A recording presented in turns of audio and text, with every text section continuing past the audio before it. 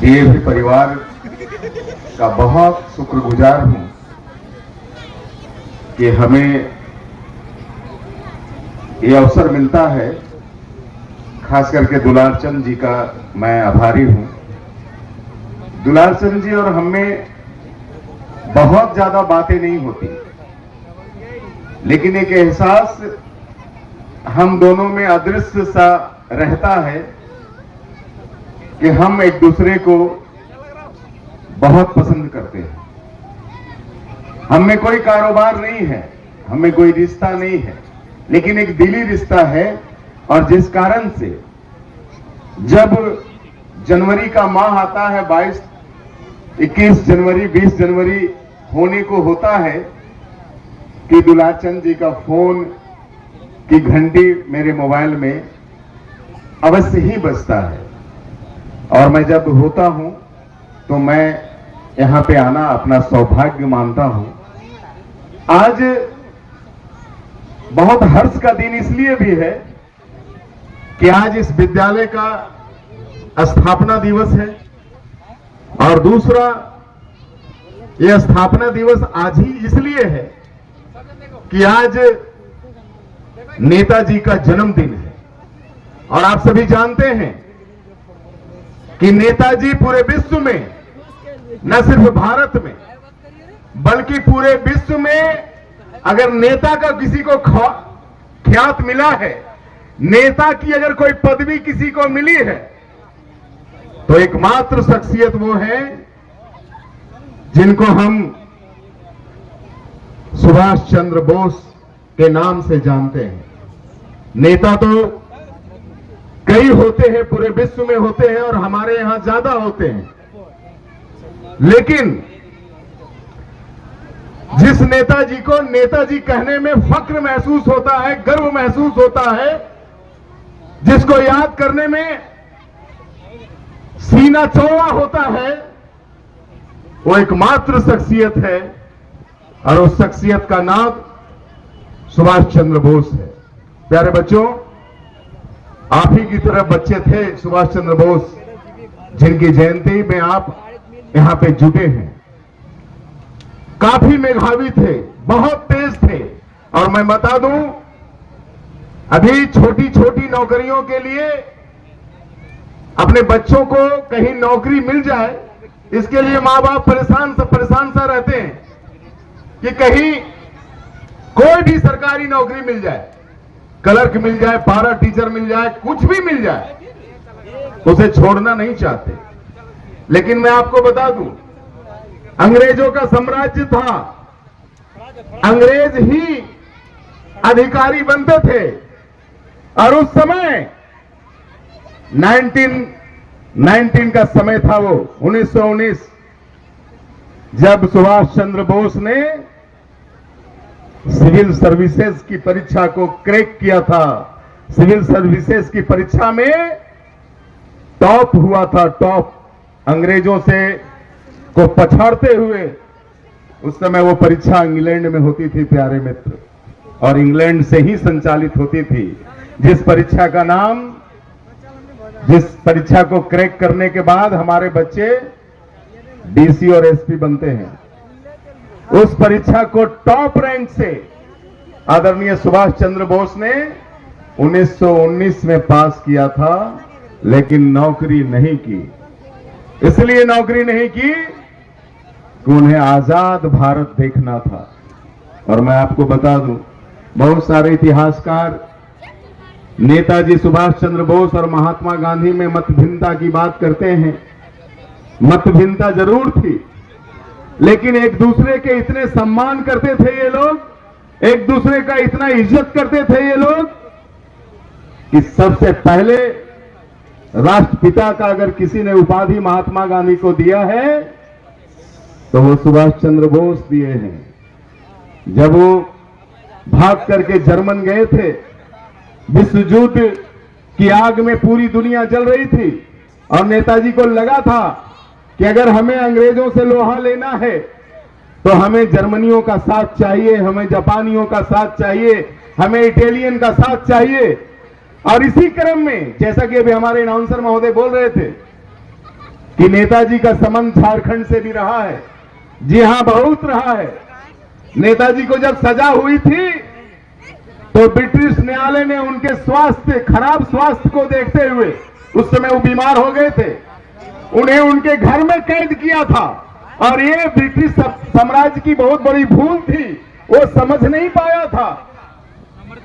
उसी कैद से नेताजी बोस अपने घर से 1:30 बजे रात को निकले थे और गाड़ी चलाते हुए धनबाद पहुंचे थे, और धनबाद से होते हुए वो गोमो रेलवे स्टेशन पहुंचे थे। उस समय वो धनबाद में एक रात अपने मित्र के यहां गुजारे भी थे। उन्होंने अपने भतीजे को कहा था कि यदि 4 दिन ये पता नहीं चलेगा कि मैं भागा हूं तो ये अंग्रेजी सल्तनत मुझे ढूंढ नहीं पाएगी, और वही हुआ था। नेताजी इस क्रम में कई भेष बदले थे। कभी वो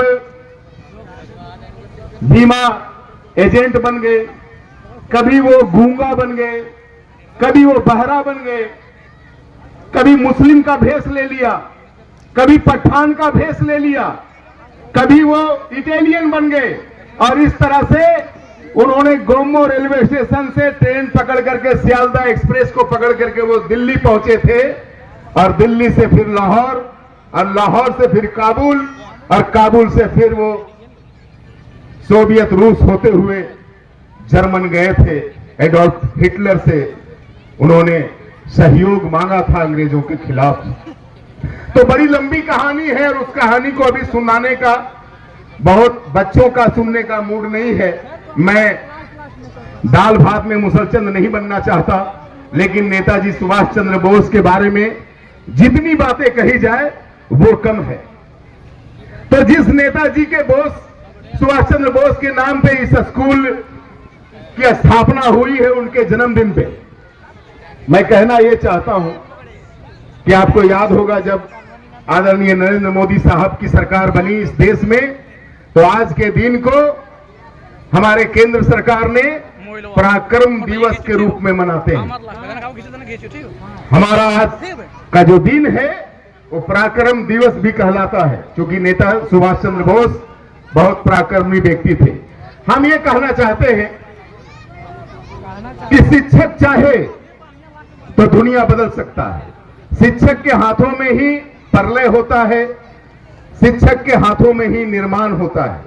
और इस तरह के जो प्राइवेट स्कूल होते हैं डीएवी जैसे, वो सरकार का बोझ कम कर रहे हैं। ये स्कूल जो जवाबदेही सरकारों के पास है, बच्चों को मूलभूत शिक्षा देने का जो अधिकार पाने का बच्चों का है, ये दायित्व सरकारों का है।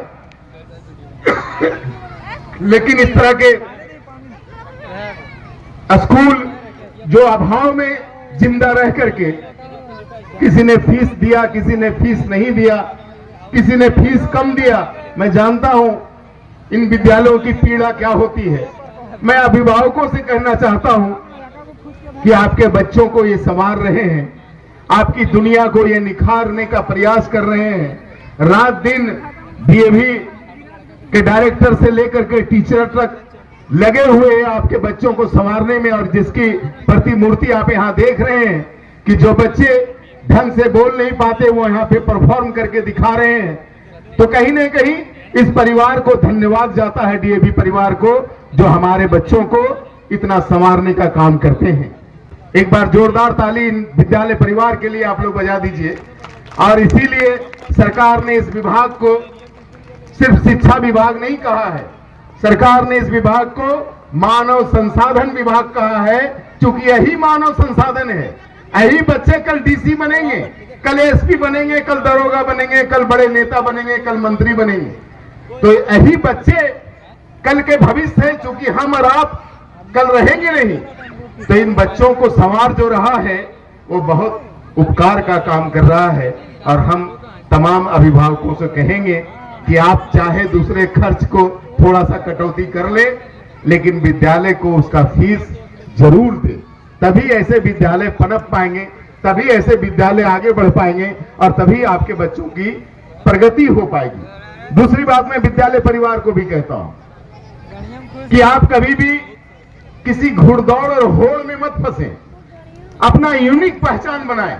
आप जब आप बच्चों को परफॉर्म करवाते हैं, वैसे तो मुझे बहुत सारा परफॉर्मेंस में भी मैंने देखा, बहुत अच्छा लगा, लेकिन पुनः मेरा निवेदन है कि जिसमें भारतीय संस्कृति की झलक मिलती हो, जिसमें भारतीयता नजर आती हो, जिसमें हमारी परंपरा और सभ्यता नजर आती हो, आप प्रयास करें कि वैसे ही प्रस्तुतियों को आप तैयार बच्चों से करवाएं, क्योंकि आपकी जिम्मेवारी भी बहुत बड़ी है।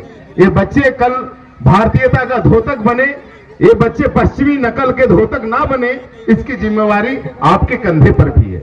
इसलिए मेरा निवेदन है, हो सकता है कुछ गार्जियन को अच्छा ना लगे, कुछ आप दूसरे स्कूलों के होड़ में पीछे हो जाएं, लेकिन मैं दावे के साथ कहता हूं, अगर लगातार आप अपने उद्देश्य के साथ चलते रहेंगे तो आपकी पहचान से कोई विद्यालय टक्कर नहीं ले पाएगा, ये मेरा दावा है। बस इतना ही कहकर मैं अपनी वाणी को समाप्त करता हूं। मेरे साथ मेरे मनोज भाई भी यहाँ पे बैठे हैं, मेरे अनुज बिट्टू भाई बैठे हैं, इंद्रनारायण जी यहाँ पे हैं, और हमारे बहुत सारे जान पहचान के सभी गार्जियन और सहपाठी हैं। मैं सभी का अभिवादन करता हूं, खैर मकदम करता हूं, स्वागत करता हूं, और इन्हीं चंद लम्हों के साथ मैं अपनी वाणी को विराम देता हूं। बहुत बहुत धन्यवाद।